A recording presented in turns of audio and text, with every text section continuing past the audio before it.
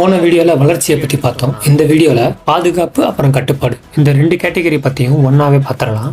இந்த பாதுகாப்பு கேட்டகரியில பெண்கள், பெண் குழந்தைகள், ஆண் குழந்தைகள்னு சொல்லிட்டு எல்லாருக்குமே முறையான பாதுகாப்பு நம்பர் 1 இருக்கும். அதுல எந்த ஒரு காம்ப்ரமைஸும் இருக்காதுன்னு சொல்லியிருக்காரு. ரெண்டாவது, சட்ட ஒழுங்கு ரொம்பவே ஸ்ட்ரிக்டா இருக்கும்னு சொல்லியிருக்காரு. இப்ப இருக்க சட்ட ஒழுங்கு எந்த நிலைமையில இருக்குன்னு நம்மளுக்கே தெரியுமே மக்களே. அடுத்து மூணாவதா, தமிழ்நாடு முழுக்க இருக்கிற பள்ளிகள், கல்லூரிகள்ல பெண்களுக்கு தரமான குவாலிட்டியான கதவுகள் பொருத்தப்பட்ட ஒரு ரெஸ்ட் ரூம்ஸ் அவைலபிளா இருக்கும் அப்படின்னு சொல்லிட்டு ஒரு வாக்குறுதி கொடுத்திருக்காரு. நாலாவது, அதுதான் ரொம்ப முக்கியமான வாக்குறுதி மக்களே, நோ ட்ரக் சொசைட்டி, எந்த ஒரு ட்ரக்குமே இங்க புழங்காது அப்படின்னு சொல்லிட்டு ஒரு வாக்குறுதி கொடுத்திருக்காரு. அதுக்கப்புறமா நம்ம தமிழ்நாட்டுல எல்லா மாவட்டங்கள்லயும் எஸ்பி அப்புறம் கலெக்டர் இந்த ரெண்டு பொறுப்புக்கும் சரிபாதியா ஆண்களுக்கும் பெண்களுக்கும் சமமான உரிமை தரப்படும்னு சொல்லியிருக்காரு. அப்புறம் ஃபைனலா, auto driver, taxi driver, lorry driver இவங்க எல்லாருக்குமே உதவுற விதமா நலவாரியம் அமைக்கப்படும் சொல்லிட்டு கடைசியா ஒரு வாக்குறுதியோட முடிக்கிறார். இப்போ இதுல கட்டுப்பாடு கேட்டகரியில நோ ட்ரக் சொசைட்டியும், இந்த உயர்நிலை ஸ்கூல்ல அதாவது ஹை ஸ்கூல்ஸ்ல அரசியல் சட்ட சாசனம் பத்தி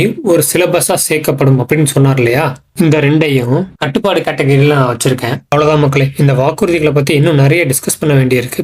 பேசிக்கிட்டே போலாம், டைம் இல்லைங்கிறதுனால இதோட முடிச்சுக்கிறேன். அப்புறம் எடப்பாடி பத்தியும் ஒரு விஷயம் இருக்கு, அதை நான் அடுத்த வீடியோல சொல்றேன். அதை தெரிஞ்சுக்கிறதுக்காக சப்ஸ்கிரைப் பண்ணிக்கோங்க, லைக் பண்ணிட்டு போங்க. இந்த 15 வாக்குறுதிகள்ல உங்களுக்கு பிடிச்ச வாக்குறுதி என்ன அப்படிங்கறத கீழே கமெண்ட்ஸ்ல மறக்காம மென்ஷன் பண்ணிட்டு போங்க. பாய். அது ஒண்ணு இல்ல, கீழே போட்டுரு.